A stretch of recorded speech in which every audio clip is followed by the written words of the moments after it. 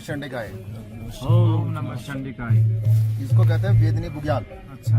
Asia महाद्वीप का सबसे बड़ा घास का मैदान कह लीजिए इसको। जी जी। तो यहाँ पर हमारे साथ बहुत सारे लोग हैं। हम यहाँ पे दो तरह के लोग आते हैं, एक तो ट्रैकिंग के लिए आते हैं और एक नंदा देव की जात यात्रा में भगवती के दर्शन के लिए आते हैं। तो यहाँ पर ज्यादातर सब भक्त लोग ही हैं और इनकी बहुत शंकाएं थी। हमारे जोशी साहब हैं, कुछ आपका सवाल था। तो आप बताइए क्या पूछना चाह रहे थे। ये बताइए कि एकादशी का महत्व क्या है। अच्छा, एकादशी का महत्व पूछ रहे हैं। एकादशी का महत्व क्या है? एकादशी तिथि है, एक शुक्ल पक्ष एक कृष्ण पक्ष, तो इस तरीके से 24 तिथियां और एक पुरुषोत्तम मास की 2 तिथि मिला के 24 टोटल एकादशी होती हैं और सबके अलग अलग नाम, अलग अलग फल श्रुति दे रखी है उसमें शास्त्रों में। पर इसके पीछे जो लॉजिक क्या काम कर रहा है, 5 ज्ञानेंद्रियां और 5 कर्मेंद्रियां, 10 और 1 मन, ये 11 है। ये 11 अगर आप साध लें, बस में कर लें, तो समझ लो आपने फतेह कर ली, इस जीवन को सार्थक कर दिया। और इसी के लिए जो और जो सारी चीजें डिपेंड करती किस पे, मन पे। मन किससे बनता है? अन्न से। तो अन्न जब तक सात्विक नहीं होगा, शुद्ध नहीं होगा, तब तक जो है मन का शोधन होगा नहीं। और एकादशी के दिन अन्न में पाप का वास माना गया है, इसीलिए एकादशी के दिन लोग जो है अन्न का त्याग करते हैं और मतलब जो है पूर्णतः सात्विक जीवन शैली जो है उनकी होती है, तभी उसका लाभ वो ले पाते हैं। विपन जी बोलते हैं कि जो है इस एकादशी के टाइम पे चावल का जो भी भोग बनता है उसको नहीं खाना चाहिए, उसका क्या कारण है?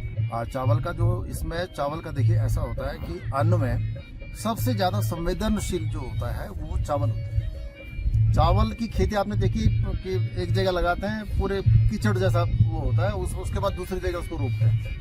तो जल का जो सबसे ज्यादा अंश होता है वो चावल में होता है और जल हमारा मन का स्वरूप माना गया, इसलिए जो चावल का भोजन है वो मन को बहुत जल्दी प्रभावित करता है और घर के अंदर की जो नेगेटिविटी पॉजिटिविटी होती है बहुत जल्दी चावल में आती है। अगर एक घर में लड़ाई झगड़ा हो रहा है तो उस चावल के अंदर उसका नेगेटिव प्रभाव आ जाएगा। एक घर में अगर यज्ञ अनुष्ठान पूजा पाठ हो रहा है तो उसकी जो शुभता है, पॉजिटिव एनर्जी उस चावल में आ जाएगी। इसीलिए हमारे पहाड़ों में लोग चावल देख करके घर की स्थिति बता देते हैं कि भाई तुम्हारे घर में ये स्थिति है, क्योंकि वो जो चावल है उसमें वो एनर्जी, चाहे वो पॉजिटिव हो चाहे नेगेटिव, वाइब्रेट करती रहती है और उस वाइब्रेशन को कुछ जो साधक लोग हैं वो पकड़ लेते हैं और फिर जो है उसका समाधान करते हैं।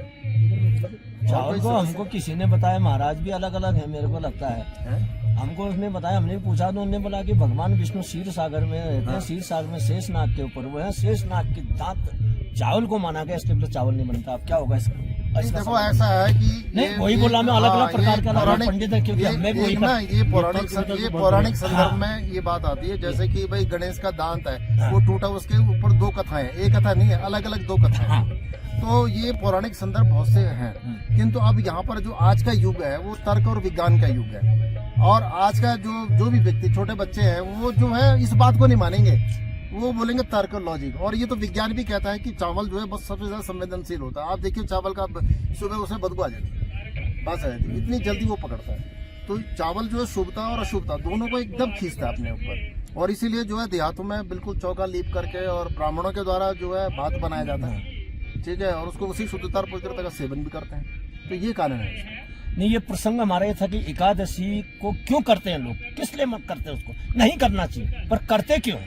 एकादशी नहीं करना चाहिए क्योंकि जो मैं बताऊंगा, जब पहले आप बता दो, फिर मेरे को किसने क्या बताया वो मैं बताऊंगा। हाँ नहीं, व्रत के ऊपर क्या था कि एकादशी के दिन जो है पाप का वासी, इसके पीछे भी पौराणिक कथा है कि अन्न में जो है वो पाप बसता है और अन्न में भी चावल सबसे ज्यादा माना जाता है। तो इसलिए उन्होंने जो एकादशी को टोटली जो है उस दिन, क्योंकि भगवान विष्णु का भी उपास रहता है, हाँ, उनको भी भोगने लगता है, तो भोगने लगता है, केवल एक जो है जगन्नाथपुरी में लगता है, बाकी और कहीं नहीं लगता है, बिल्कुल है ना। तो इसलिए जो है उन्होंने चावल को निषेध कर। अब आप बताइए क्या बताना चाहिए? एकादशी में ये बताया कि पितृ जब अपने रुष्ट हो जाते हैं, हाँ, तो पितृ दोष के निवारण के लिए एकादशी उनके निमित्त करना चाहिए और एक टाइम यानी सुबेरे द्वादशी के दिन भोजन करना चाहिए, ये हमें बताया गया। नहीं, ये कारण भी हो सकता है क्योंकि हर चीज के 2-3 लाभ हैं। उसमें उसका जो एक पितृपक्ष में भी उसका लाभ हो रहा है और देव पक्ष में भी उसका लाभ है। तो अगर एकादशी को मानते हैं और उसके हिसाब से चलते हैं तो दोनों पक्ष मजबूत हो रहे हैं आपके। देव पक्ष भी मजबूत हो रहा है, पितृपक्ष भी मजबूत हो रहा है। तो ये मतलब व्रत जो है हम सबको करना चाहिए। मतलब सही है, वो बिल्कुल सही है ना, बिल्कुल व्रत। ये जोशी जी का कारण यही तो था, पूछने का क्यों करा जाता है। हाँ नहीं, तो ये जो है इसका